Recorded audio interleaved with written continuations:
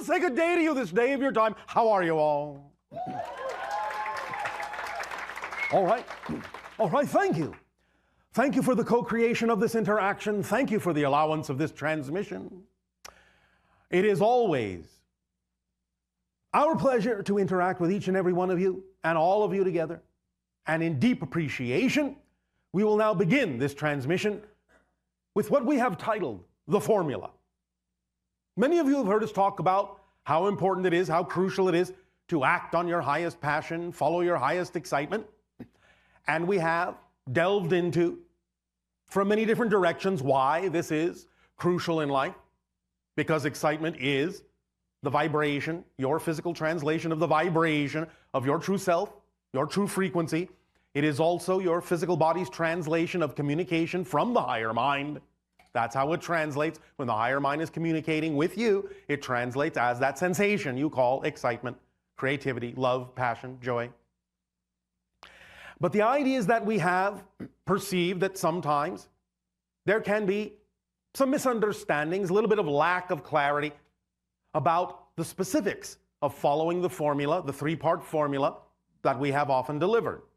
The three-part formula being that you act on your highest passion every moment that you can, to the best of your ability, taking it as far as you can until you can take it no further, with absolutely zero insistence or assumption as to what the outcome ought to be, how you need to get where you're going, or any such specific idea being held on to. This three-part formula, as we have said, will activate the kit of excitement, the complete kit that contains all the tools necessary. But in these three parts, we have discovered that sometimes there perhaps are different interpretations about what those different parts actually represent or refer to. So today, we would like to dig a little deeper, delve a little deeper, and explain, based on what you have before you as your handout, some more specific ideas about what each segment actually refers to. This may not even necessarily be everything, every specific detail, but it will be a good start to help clarify the concept a little bit more. So, Nania, do you have your handout? Come up and read, if you will be willing to assist. All right. All right, so under the first part of the formula, to act on your passion, what is the first subheading? Everyone can follow along. You're talking about number 1, right? Yes. Okay. Take action on the opportunity that contains the highest excitement. Yes, that's the principle itself. What is the first subheading? The highest excitement doesn't have to come in the form of a project or a career. Yes. This is very important to understand because very often people will say, well, I don't know what my excitement is. And often they are thinking that it has to come in a specific recognizable form, some kind of a life-spanning career or long-term project, or come with trumpets blowing. No. When we talk about the idea of acting on your excitement, your highest excitement, we mean it can be as simple as every moment of every day you have a number of options available to you that you are able to take some action on. Very basic, very simple. It can be reading a book, having lunch with a friend, talking to someone, taking a walk on the beach. Whatever option contains even just a little bit more excitement than any other option at that level, that's the one to act on first. Because the more excitement it contains than any other is telling you, through the synchronicity tool of excitement, that this is the order in which to act on these options. The one that contains the most excitement, that has the greatest ability to be acted upon, is the first one to act on. And it can be step by step, very simple. When you do that, it may lead to larger and larger and larger representations of excitement coming in different forms that will be more apparent, more obvious to you. But really all we mean is You can take it a step at a time on every level, even the most basic level, and just at every moment, act on the one that contains the most excitement, more than any other excitement you have the greatest ability to do something about. That's really all it means, step by step, and it will lead to other representations and other experiences and other opportunities that will allow you to express your excitement in grander ways. And the next subheading is as long as an option contains even a little more excitement than any other option, act on it first. That's as we just said. Again, this is easy to do. We will assume, we may be wrong, but we will assume that you're all here today because this is what it excited you to do. But when you leave this transmission, this interaction today, again, you will have a number of options available to you. The only thing you need to do to activate this principle is just look at all the options and just choose to act on the one that contains more excitement than any other, even if it's only just a little bit more. That will be your clue and your indication that that comes first. Because again, one of the tools, as we will point out again later, is that excitement carries the organizing principle through synchronicity. And it will show you exactly in what order things need to be done, when they need to be done, and thus anything that doesn't fit in that day when you're done doesn't need to be done that day. It truly organizes your life automatically. The next subheading. Excitement is your body's physical translation of a communication from your higher mind. People on your planet ask all the time, how can I get a sign from my higher mind? How can I learn to communicate with my higher mind? How can I learn to recognize communication from it? I don't know, it must be difficult. Not at all. The things that excite you the most is actually your translation of that communication. So, when you're willing to act on the thing that contains the highest excitement, that is actually you paying attention to the message from your higher mind that's guiding you from a higher position, a broader point of view, saying, do this now, do this next, do this next. This is the order that works best for you. And when you act on that excitement to the best of your ability, with zero insistence on the outcome, that is actually your response to the higher mind. That's going, I hear you loud and clear. And so I will act on that, knowing that you are guiding me. And when you then respond to the higher mind through that action, because you are physical, so action must be taken to demonstrate your commitment to receive that communication from the higher mind. When you do that, then the higher mind knows you're listening, knows you're paying attention, and it can start giving you more things to act on that contain more excitement. But if you're not paying attention, if you're not acting on the excitement that it presents to you, that it communicates to you, why should it give you more? It would be pointless. So the higher mind will always wait for you to demonstrate that you've heard the higher mind through the translation of excitement, and that you are willing to respond to the higher mind through your actions. And then you start that dialogue going, and you start the ball rolling, and you start the momentum, and it will accelerate and accelerate and expand from there.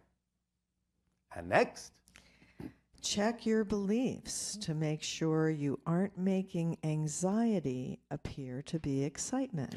This is crucial because many people will be afraid to face their fears because of negative belief systems within themselves about what it is they think they will encounter if they go exploring those things. And so many times they will gloss those anxieties, those fear-based beliefs over. They will ignore them. They will deny that they're there. They will not want to explore them, not want to admit that they're there.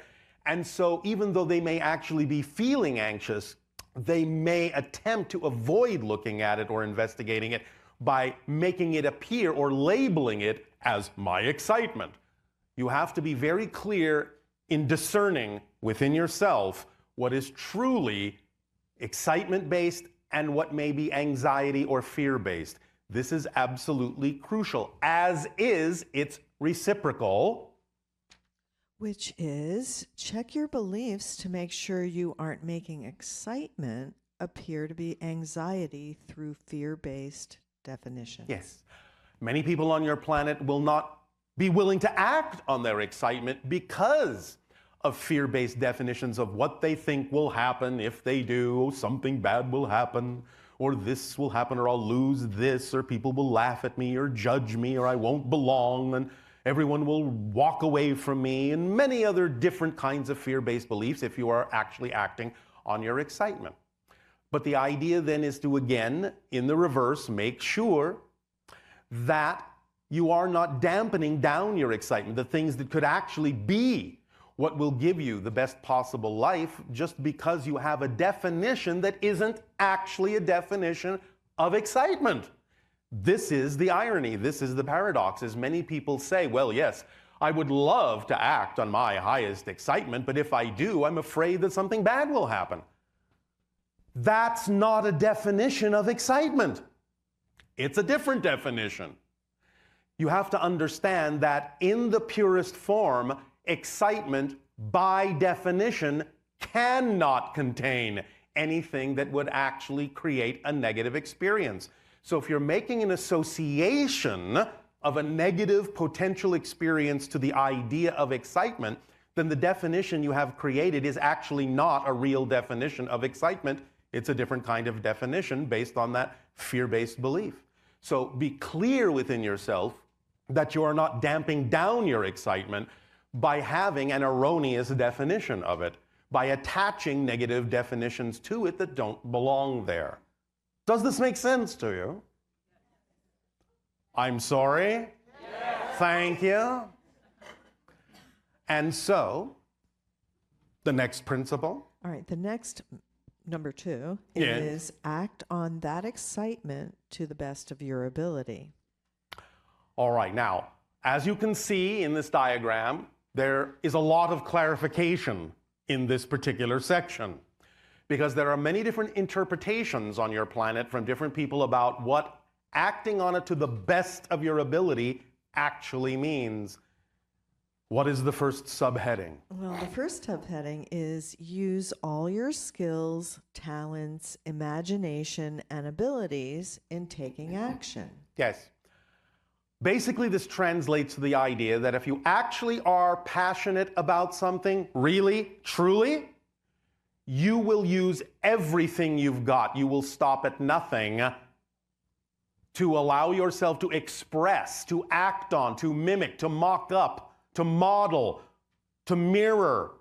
Every skill will be brought to the forefront. Every ability that you have will be sought out and utilized and applied in your life to match the frequency of the passion you say that you are passionate about. So allow yourself to go forward full steam ahead when you know you are clearly acting on your excitement. Don't hold back. Otherwise, again, you're not really committing. You're not really demonstrating to the higher mind that it's a full commitment, that you actually believe that this frequency is representative of your passion, or this opportunity, or this doorway. Use every skill you have as best as you possibly can, and it will accelerate you greatly. And next. Okay. Act to the fullest degree you are able to act.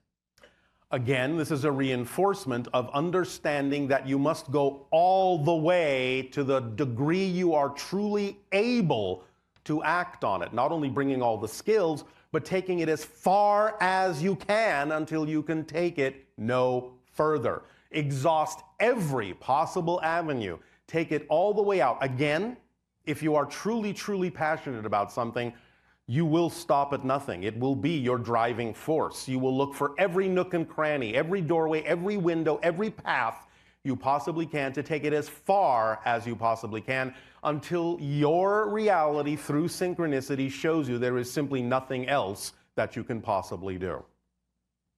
And next. If more than one opportunity has equal ability to be acted upon, choose either, and it will show you whether or not to continue down that path. Again, through synchronicity, the idea is that if it seems to be that there are equal opportunities with equal abilities and equal excitement, it really won't matter which one you choose first. You might as well just flip a coin. Because if it is not the path of least resistance for you, it will be self-contained within the toolkit of excitement, and something will happen synchronistically to demonstrate to you that that wasn't necessarily the choice that serves you best. That ability, that reflectivity is built into, automatically built into every single opportunity that you act on if it is being acted on to the best of your ability from your highest excitement. And using the coin analogy, we are serious about that because sometimes the idea is you don't really know which one might be representative of your highest excitement sometimes until you actually flip the coin. You may think they're equal, but sometimes when you flip a coin and say, all right, if it's heads, I'll take path A. If it's tails, I'll take path B. And you flip it and it comes up tails and you go, oh, path B, oh darn, I really wanted path A. You will reveal to yourself in that coin flip what really contains more excitement. But if after even the flipping of the coin they still seem equal, then again, it doesn't really matter which path you take, for if it is not the path of least resistance, if it is not the path that serves you best at that moment, it will contain what it needs to contain to reflect to you that you need to choose the other path, because this is an automatic guidance system. It is an automatic, self-perpetuating, self-guiding system, self-correcting system. It contains everything that you need. So you can utilize it that way as well. And next. Keep acting on it until you have no more ability to act. Again, take it as far as you can until you can take it no further. And again, be clear about the idea of what it means to have an ability to act on something. And this is where we get into some of the other definitions in this segment, is there are many different interpretations on your planet in people's minds about what it means to have the ability to act on something. So let's continue with the clarification. When you can act no further, choose the next most exciting thing you are able to take action on. Again, you will come to crossroads in acting on your excitement when it seems the excitement is exhausted, when it seems there is nothing else you can do, you've taken it as far as you can. Then again, when you come to those crossroads, you just repeat the process. You look around for the options that are available to you at that moment on any level, and you simply act on the one that contains more excitement than any other. And you keep repeating that process over and over and over and over and over and over again.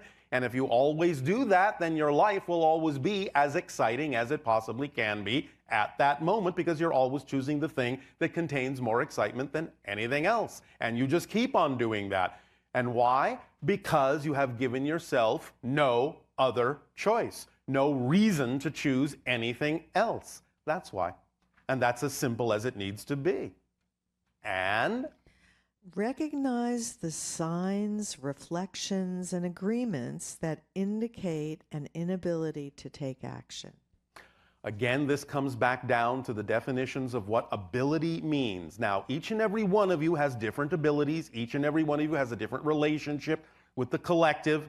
Each and every one of you may have different ways of doing things, and so what works for you may not work for someone else, and vice versa. So you have to really be aware of what your abilities are and what the synchronicity of your reality shows you you are able to actually do and not do. And physical parameters, laws of society, moral values, and ethical standards can all indicate whether or not you have the ability to take action. this is the biggest one that needs the most clarification on your planet. Now, some of them are relatively obvious. Physical parameters. If you are literally, physically unable to take action on something for whatever reason, then that means you are unable to take action on it, and that is as good as a crossroads. It's as good as an arrow pointing in another direction saying, this direction that you are unable to act on is not the path of least resistance. So please don't stand there banging your head against a brick wall. Turn left, turn right, go around, do something else. Choose another thing that excites you. The things that may look like obstacles physically are not obstacles. They're road signs guiding you that you need to turn left, you need to turn right, you need to turn around here and now. And that actually will be the path of least resistance. Please remember that even though the path may seem to be winding and longer than another path you could take, if it is actually the path of least resistance, it will actually be the fastest path. Because even though another path may look shorter, if it's not the path of least resistance, it will take you longer to walk it. So don't be afraid of the winding path. If it's your true path, it will actually allow you to go with the flow much more easily. Now, the idea again of what your society in general has agreed are different kinds of ethical and moral parameters are important for you to pay attention to because you agreed to be part of this society. We understand that many times people on your planet don't necessarily agree or see the same things in the same way, morally or ethically or even legally. But the idea is to understand that if you are part of a society that in general has agreed that these things are in place for the general benefit of that society, then you have to be very, very, very clear about why you might think it's important to go against the grain of that moral imperative, that ethical structure, or those legal standards called laws. Because if you go against them just because you can't see any other way, then you're just not being creative or imaginative enough. The idea to understand is that you are part of that society and you agreed to be. If you do not approve of certain laws or ethical standards, then you have every right to change them in whatever way works within your society to do so. But just violating them is not the way to do it, and the idea that the law or ethical standard exists is a sign and an indication that you don't have the ability to go in that direction. You need to see it as clearly as you would see a brick wall, again, simply being an arrow pointing in an unexpected direction that is actually representative of the path of least resistance. Let us add another example to this that we have become aware of, because this particular idea has been bandied about in your society now for quite a while, and specifically we will use the example of what is called copyright law, since this seems to be a hotbed topic in your society. The idea that we have talked about that you call pirating material that doesn't belong to you is a perfect illustration of what we are saying here. There have been some individuals in your society that have come back with what you might loosely call a rebuttal to this concept of obeying the copyright laws by saying, but there have been all sorts of laws in society that we really shouldn't have followed. For example, at one point, slavery was legal. Should we follow those laws? This is really not a correct argument and is really very surface-oriented and actually misses the point. The difference between that scenario and what you are calling the copyright laws is not apples and oranges, it is apples and broccoli. It is two completely different concepts. The idea, first and foremost, and the basic understanding here is that, yes, we understand that there can be what you would call unjust laws in your society, and that there may be people who resist those and go against them and fight to change them in a variety of ways. And sometimes civil disobedience is one of those ways that you have available to you. But the real misunderstanding in that so-called argument, which is not really an argument at all, is the difference between the two ideas. Because what you would call slavery is designed to take people's rights away. Copyright law is designed to protect people's rights. That's the difference. And so such an argument simply means the person hasn't really thought it through. It is just what you would call a knee-jerk reaction to something they want to do, and they're simply creating an excuse in their minds or a reason to break laws that actually benefit your society and are actually just laws. So be very, very clear about the idea when you bring up arguments like that and reasons like that within your own mind as to whether they actually are relevant or not, or whether you're actually missing the point on a very basic level. And the next principle. Okay, so now we're actually on principle number 3 of the formula, which is act on that excitement with absolutely zero insistence or assumption with respect to a specific outcome. And the first sub-principle is? Understand that insistence on a specific outcome, manifestation, or path may actually prevent a better manifestation than you imagined. The idea of insistence on a particular outcome may seem to be a focus on something that is the best thing you can possibly imagine, but in fact, it's actually a limitation. We have used, to illustrate this point quite often, the idea of visualization. Nothing wrong with visualization at all. Absolutely, it's a tool and a technique that you can use to imagine, to envision an ideal reality that you would absolutely love to experience, that you're excited about experiencing. Nothing wrong with that at all. Nothing contrary to your true vibration. But here's the rub, here's the difference, as you say. When you imagine, when you picture, when you visualize that so-called ideal outcome, that ideal reality, and you see yourself in that picture, in that visualization, you get excited about what you're seeing, don't you? Hello? Yes. All right. That's why you're visualizing it. You're pumping up your vibration, you're pumping up your excitement, you're getting excited about the idea, the possibility that this could actually manifest. And oh boy, wouldn't that be wonderful? Wouldn't that be just delicious? Wouldn't that be the best possible thing that could happen in my life? Well, maybe not. The idea is that maybe something even better than you were capable of imagining could happen. So if you insist on the picture that your physical mind created, how do you know you're not limiting yourself from something even better? Your higher mind may know of something even grander than your physical mind is capable of imagining, because your physical mind is not designed to know how something actually needs to happen. Your physical mind is only designed to know what's happening, to experience what's going on right now, what manifests right now. Only your higher mind knows what the true path is for you and tells you this, informs the physical mind through excitement so that the physical mind can know it too. But the physical mind doesn't have the capacity, it's not designed to know how exactly something really needs to unfold. But the higher mind knows this.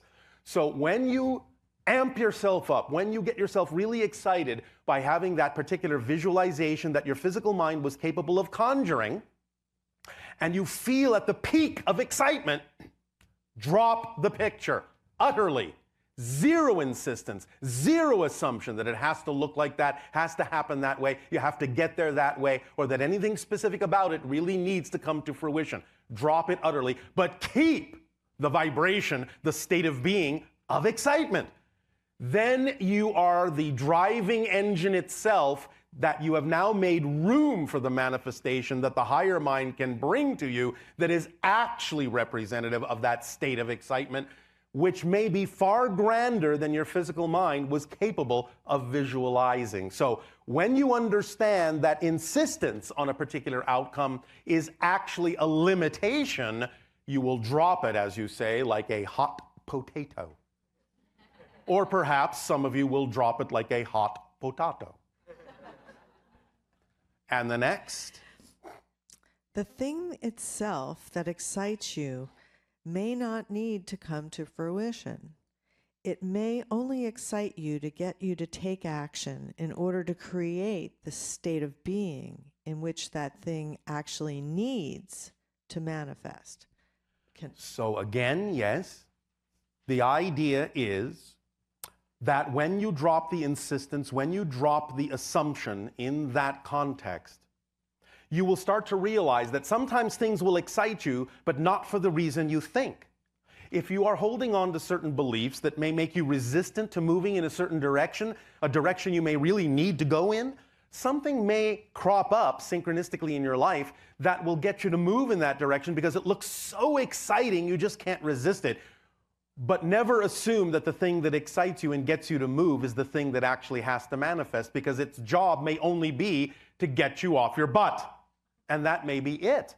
And once you are moving, and once you are acting on your excitement, and once you're in that state of being, then the thing that really needs to be acted on and may really need to manifest can crop up as an opportunity and a circumstance before you. But never assume that what crops up actually has to be it. It may only be the thing that ignited you to start moving so you would have the momentum to take advantage of what really needs to manifest in your life. Okay, well, acting on this three-part formula with integrity aligns you with the complete toolkit of excitement that... When we say it's complete, we mean it's complete. If you need a refresher course on what that word means, please consult your local dictionary. Complete means it leaves nothing relevant out. That's the final piece of the toolkit. But first and foremost, and again, please remember, the toolkit is automatic, self-guiding, self-perpetuating. It works flawlessly all the time. And it becomes, when you activate this three-part formula of acting on your highest excitement every moment that you can to the best that you are able, with zero insistence on the outcome or how you get there, the methodology or anything like that, then you activate the kit to work for you in a positive way, and the kit becomes the driving engine. That's the first tool that moves you through life, accelerates you. It becomes the organizing principle in your life. Again, as we mentioned, through synchronicity, showing you exactly what needs to be done in what order and when, and whatever doesn't get done by the end of the day when you are excited about being tired and going to sleep, which is also an excitement, then it didn't need to be done that day. Because again, it's the organizing principle, and it knows exactly how to fill your day perfectly. And again, please remember that when we talk about acting on your excitement, we don't mean, as we have said very often, that you have to be jumping up and down with your hair on fire. Excitement can be a sense of balanced peace. It can be a very relaxed meditative state expressing your excitement. You don't have to be running around the room, bouncing off the walls to say, I'm excited. Look at me, I'm excited. And so, not only is it the driving engine and the organizing principle, but it is also the path of least resistance. It is also that which connects you to all other expressions of excitement. Even if on the surface they look unconnected, it's the excitement that tells you that they are. It is also what gives you support in life, in all the ways you need it, in all the forms it needs to come. Whatever form of abundance that may be will be the form that needs to be there. So again, drop the insistence on what form in which abundance may need to come. Because again, you don't know what form actually may serve you best. If it's money, which we understand you have on your planet, then that's the form it'll come in. But if that's not the path of least resistance, another form of abundance may need to crop up, such as simply being gifted something. That's a form of abundance. But you must trust the synchronicity and the way your life unfolds in order to be open to all forms of abundance and not be insistent that it must come in a certain form, which again, paradoxically, closes the doors to which all other forms of abundance may actually reach you through. It also contains the reflective mirror, this kit, that reveals to you, as you're acting on your excitement, as you're moving forward, it reveals to you, in no uncertain terms, by bringing them up to your attention, anything that may be in your subconscious or unconscious mind that is out of alignment with your true vibration. Any negative fear-based beliefs that are out of alignment, it will bring them to your attention. So when you're acting on your excitement and suddenly one of these fear-based beliefs comes up, don't label that as something having gone wrong. That's exactly what needs to happen, because you need to be aware of these things. You need to identify these negative beliefs consciously in order to see that they don't belong to you, in order to see that they make no sense, in order to see that that's not what you prefer, in order to consciously realize that's not what you prefer to choose. And once you let that go, then you will add its energy to your excitement, and you will continue to expand from there. And once again, this being a complete kit, it leaves absolutely nothing relevant out of your life. That's what we mean by complete. It will contain everything you need in perfect place, in perfect timing. You will find yourself synchronistically where you need to be, when you need to be there, with whom you need to be, doing what you need to be doing. All these things are automatic, and if you're willing to go with the flow, you will start experiencing this synchronicity in that way more and more and more and more. Life will become more ecstatic. It will become more effortless. It will become more joyful. It will become more creative. It will become more loving. It will become more aware of who and what you are. Know thyself. This all boils down to that. Know thyself. The ultimate formula. Be aware of your definitions. Be aware of what you're choosing. Be aware of what story you're telling yourself and living out. And choose the ones that you prefer instead. Again, this may not necessarily contain every single detail, but for now it is sufficient. And if you are willing to follow these guidelines and allow yourself to learn very effectively and make them your own, these principles and sub-principles, and remind yourself, if you find yourself slipping a little bit, go back to the sheet, remind yourself of the details here, of the precise definitions here, and then just move forward. Does this sound like fun? Yes. All right. Thank you for your assistance, Nania. Thank you, Tadeo. That was beautiful. And now, in return for the gift you are giving us and allowing us to experience all of you, I ask, in what way may we now be of service to you?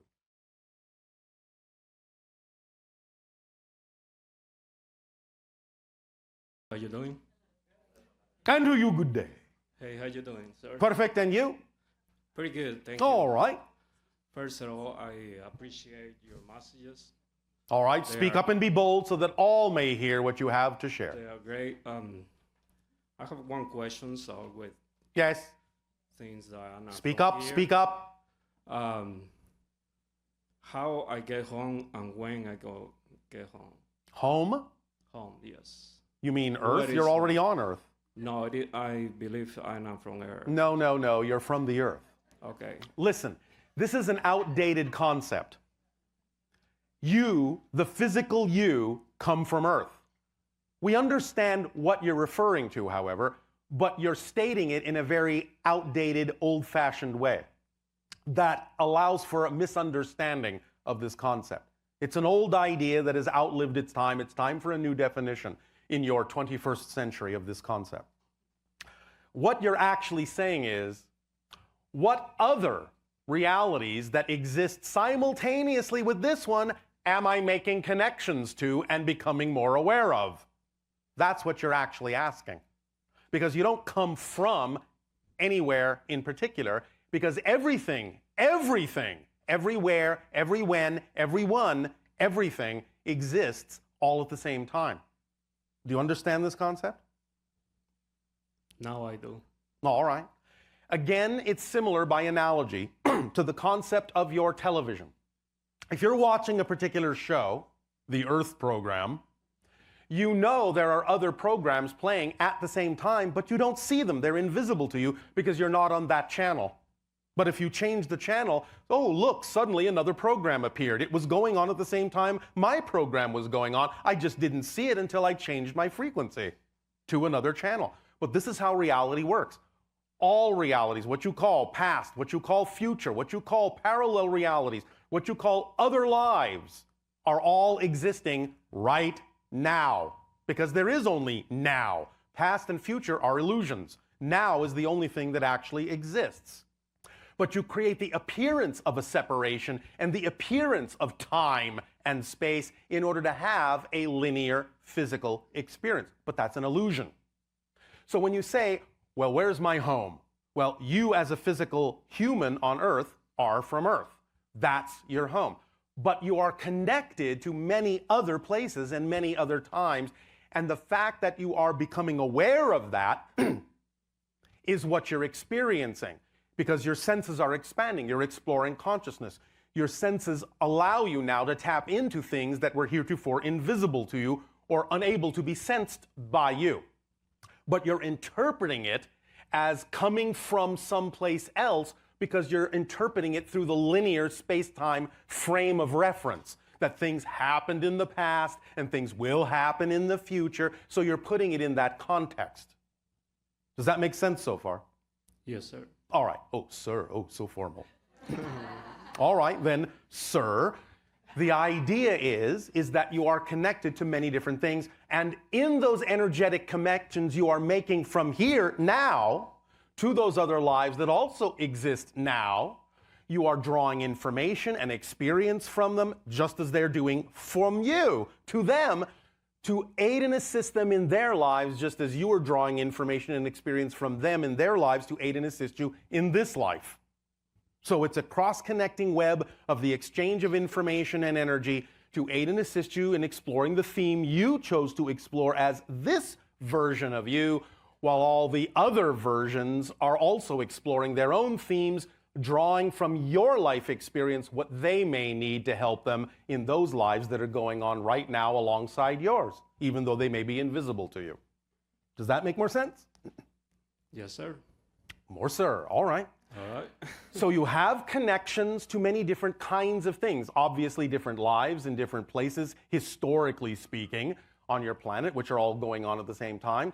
But in terms of other civilizations, as many of you are right now, you are connected to the Sirius civilization, the Orion civilization, the Pleiadian civilization, the Arcturus civilization, many different things, hybrid civilizations, including our own and many other hybrid civilizations, and a few other things we're not really allowed to talk about right now. Nevertheless, you have all these connections in general, and you're drawing upon them in whatever way you need to. So that's what it means to say, where's my home? It's what connections do I have that are relevant for me in this life that I'm using to aid and assist me in exploring my theme in this life. Does that make more sense? Thank you. Does that help? Yes. All right. Anything else?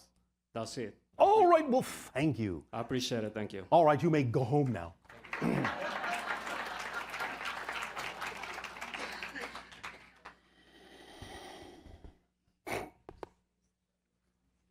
you.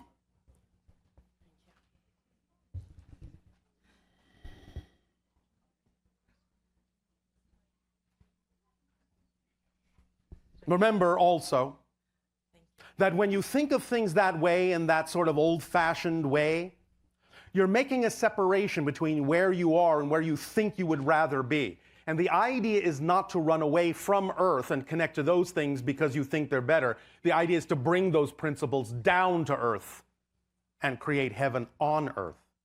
That's why it is your home, and you're always home. You're always home. Wherever you are, you're home. And so, Hello, Bashar. and you good day. I'm so happy to be here. I'm so excited. All right, we are happy that you are happy to be there. About 3 years ago, I was doing one of your meditations, and it was about what train do you want to get on? Yes. Getting on aboard a train because things are changing. Yes, the tracks are separating, yes. so be on the train you want to be on the frequency level you want to be on. Yes. And I really enjoyed the meditation. All and right. after I finished it, I Yes. looked out my window and I saw Yes. falling lights coming down Yes. from the sky. Yes. What was that? Can you tell me? Well, you are shifting your vibration, as we said earlier, so that you are increasing the ability of your senses to see things that were heretofore invisible. There's all sorts of energy movement and different dimensional kinds of phenomenology all around you all the time, but your senses don't often stretch far enough to be able to perceive these things. But you began to see movement of energy in different dimensional ways once you had stretched yourself and allowed your senses to expand to that degree. You understand? Yes, yes. It was really exciting. I It really is. enjoyed it. Yes. And? I'm looking forward to more of that. Oh, all right.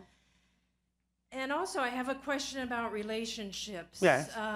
I know that you said that we have versions of everybody, and we're in a room, and we Each of you are creating your version of everyone else in your reality in order to interact with them, yes. Yes. So when I interact with somebody, I'm creating my version of them Yes. to learn what I need to learn. Yes.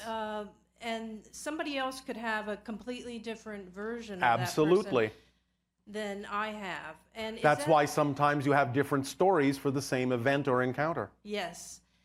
And so even if I just meet somebody, Yes. it's like just a casual meeting. Is that happening in those kinds of relationships Yes, too? because that's Yeah. just the nature of the structure of physical reality experience. Everything is a reflection.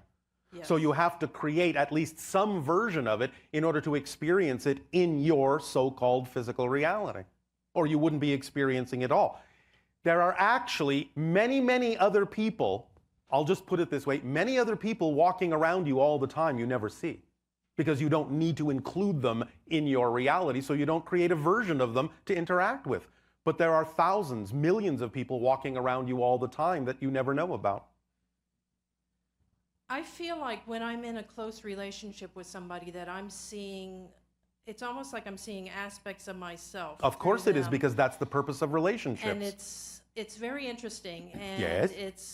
it's fun, and also, challenging. yes, and challenging. Yes. And I see negative things and positive things Yes. also. Now, this doesn't mean you can't recognize that someone else may actually be choosing something negative. That doesn't always mean it's a one-to-one reflection, that if you see Yes. something negative in someone else, that That's you true. have that issue too.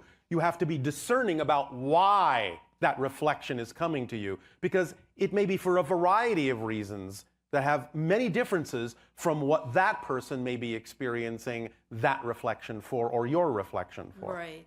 Again, but fundamentally, the purpose of all relationships is so that everyone in the relationship can reflect to the other people in the relationship what they need to know to learn more about themselves, to become more of who they are.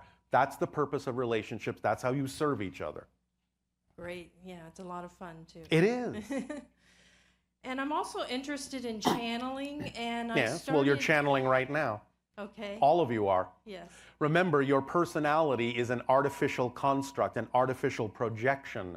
You have to channel your personality into being, so all of you are channeling right now.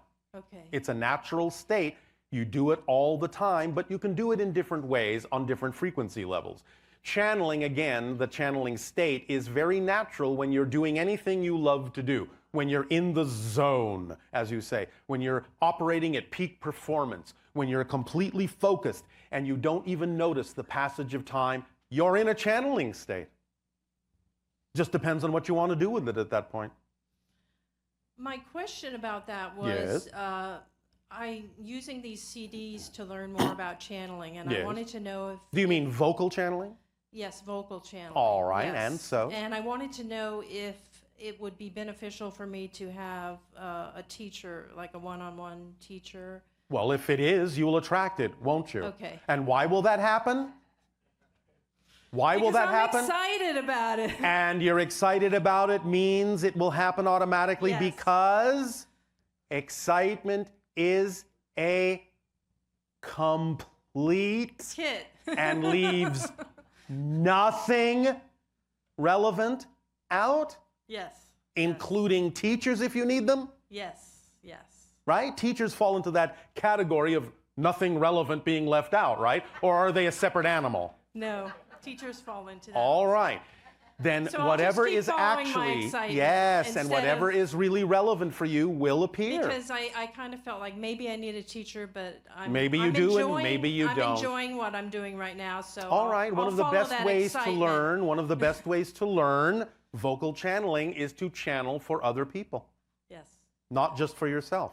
Because when you're actually channeling to people asking questions, they act as a grounding mechanism. They pull the information through you and ground it in them, and then you can just get out of the way.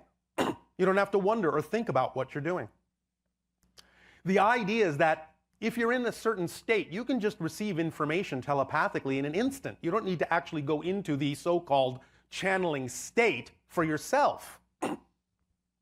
You only do that, just as the channel before you does it, so that our thoughts can translate through him to you. He doesn't need to do this for himself. He can receive information from us like that. But in order to translate our thoughts to you, he goes into this channeling state, as you call it. So if you're channeling for others and they're asking questions about things they really wish to know, and you just get out of your own way, the information will come through more easily than doing it on your own and wondering whether or not you're receiving what you need to receive.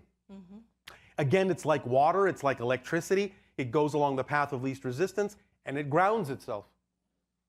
Make sense? Yes, Does that help? tremendously. Oh, And, all and right. I want to thank you for all your help throughout the years and for reflecting back to us. All right, well, we thank you for what you're willing And to I apply love you in your very life. much, and I love everyone here. Thank you. Our unconditional love to you as well.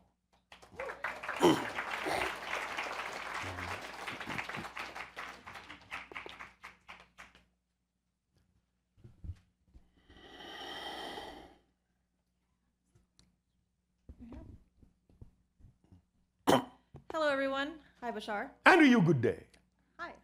So my question is not a question, but a question. Not a question, but a question. Yes, I know it sounds weird.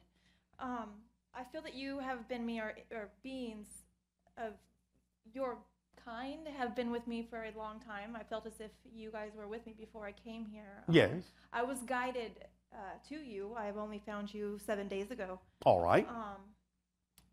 And so?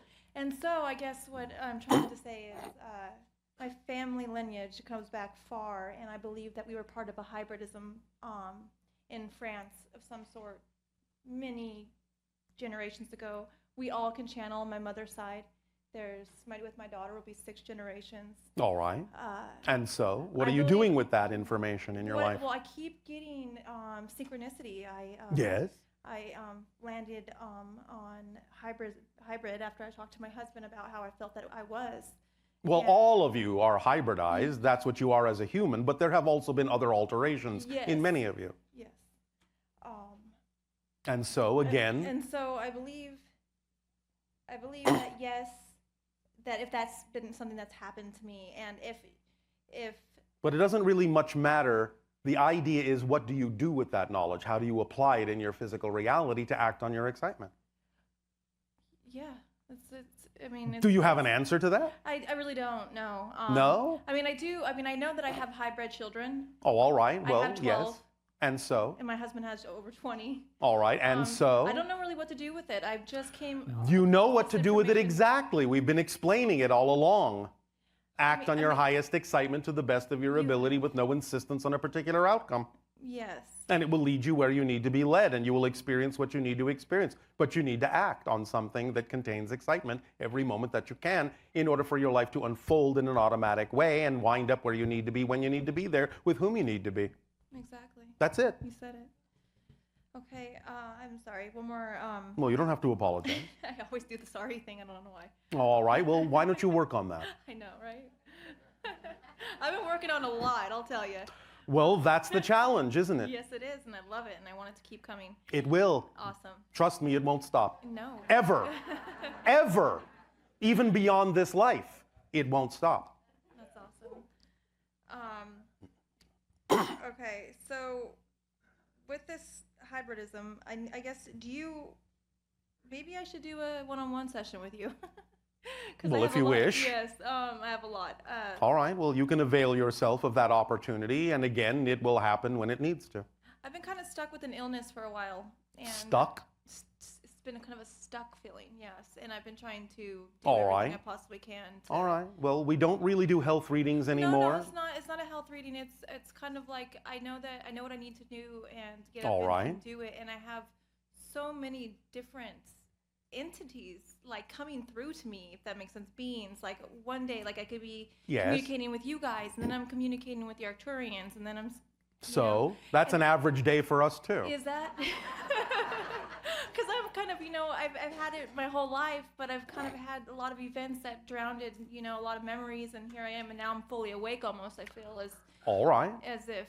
And so, again, the question still comes down to, what are you going to do with that? How are you going to apply it?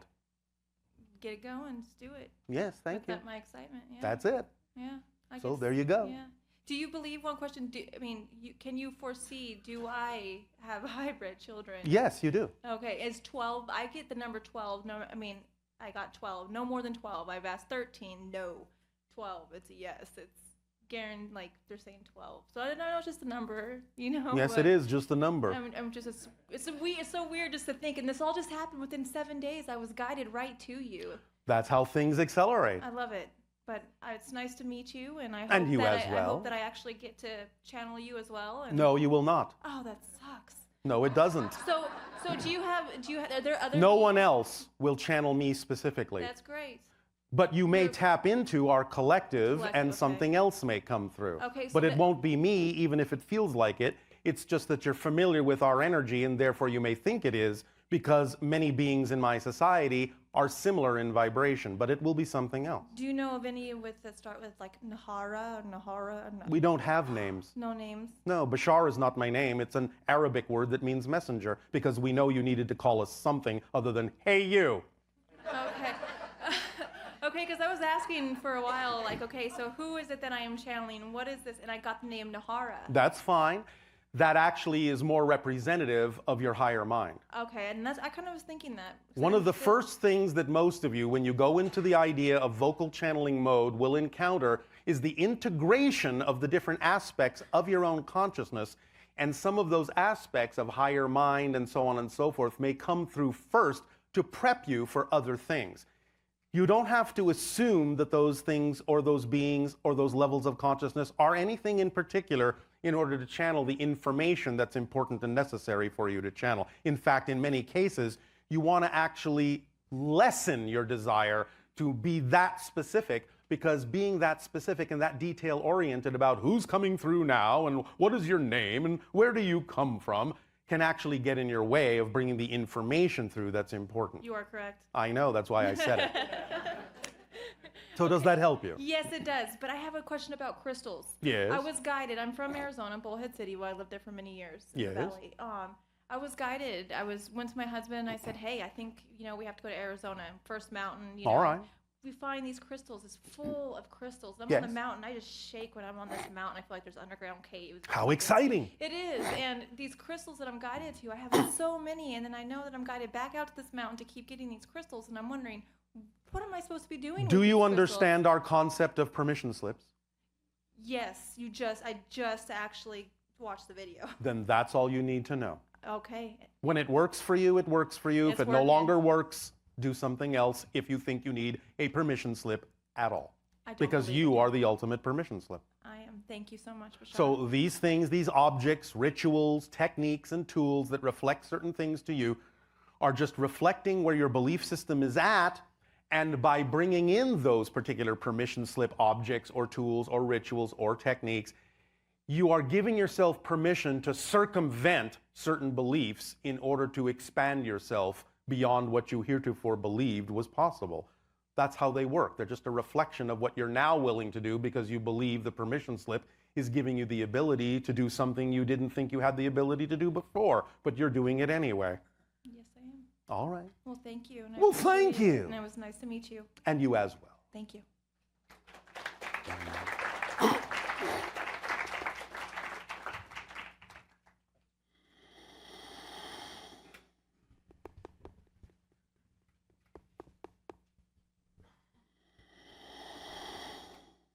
Hello, Bashar. And you good day. I was wondering if you could give any advice on channeling, vocal channeling. I just did. I know. Now I don't have a question. That's all right. You can make a statement if you wish. You don't need to have a question to speak with us. Well, Why are I you have interested in vocal channeling? I'll ask you the questions. one. Because I'm doing that, and You're already doing it. Yeah. But why is that exciting for you? because it's exciting and Oh, good reason. different. I like it. All right. And so, will you do it publicly? Are you doing it Eventually. publicly? I've been doing it for my family. Publicly? No. You don't have to. I'm just asking a question. No. Is that part of your excitement or not? It could be. Oh, all right. Do you want to explore that? Yeah. All right. How will you do that? by going out in public and trying to do it, I guess. Is that a question? I don't know. Will you start having seminars and invite people to come that you don't know so you can channel for them? Depends if I'm still on this earth. What makes you think you wouldn't be? I don't know. Someone told me something. What did they tell you? That I might be going soon. But All right, well, if you do, then you'll know it, and that will be the perfect timing if it happens automatically. All right. Because any time that you're really done, if you were really done, you'd be gone. And if you are wondering whether or not you're done, all you need to do is lie down on the floor and close your not eyes and dead. count to 10, and if you can open them at the end, you're not done. Okay. Yeah, I didn't mean dead, but That's it. Because if you were saying, I'm done, I'm ready to go, if you really were done, you'd be gone. okay. Can you tell me anything about the channeled writings I've done? The what? Writings? Of They're- what? I have no idea. It's, Do you mean automatic writing? What about it? I don't know anything about it. Like, I don't even Well, it's a understand form of writing. channeling, but you're allowing the information to be translated through writing instead of through vocal. Yeah. What else do you need to know about that? Just want to know if they have any meaning. What do you mean if they have any meaning? You mean things that you've written? Yeah. Like, to have any symbolic meanings. I don't know. What's it for? Are you saying that what you're writing is not decipherable by you? No. Why not? It's from. It's like a different language, and also it's just like All right. drawings of things that. Well, make you no may be sense. gathering together certain connections that you have to help inspire you to move forward, but ultimately, the idea of automatic writing is to write in a language that you can decipher. So for now, you may just be gathering information in a way that's connecting to what you call ancient lives and things like that to give you more ability, more impetus, more confidence about moving forward. But ultimately, if you continue automatic writing, it ultimately would come out in a form that you actually can read Okay. and other people can read. Otherwise, what's the point? Do you know Asasi? Not by that name. What is it? He's the person I channel. All right. I was just What is trying- it to you? I don't know. He told me you know him in some form.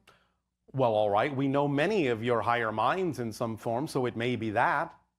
But we can't always discern specifically because you're dealing with millions and millions and millions of entities. Is there anything that I need to know There are many things you need to know, at this time? but you'll find them all out if you keep acting on your excitement. Okay. Why? Thank you. You will know what you need to know when you need to know it. Not a second before you need to know it, but I guarantee you not a second later than you need to know it if you remain in the present. All right. Yes? Yeah. Does this help you? Mm-hmm. All right. Thank you, Bashar. Thank you.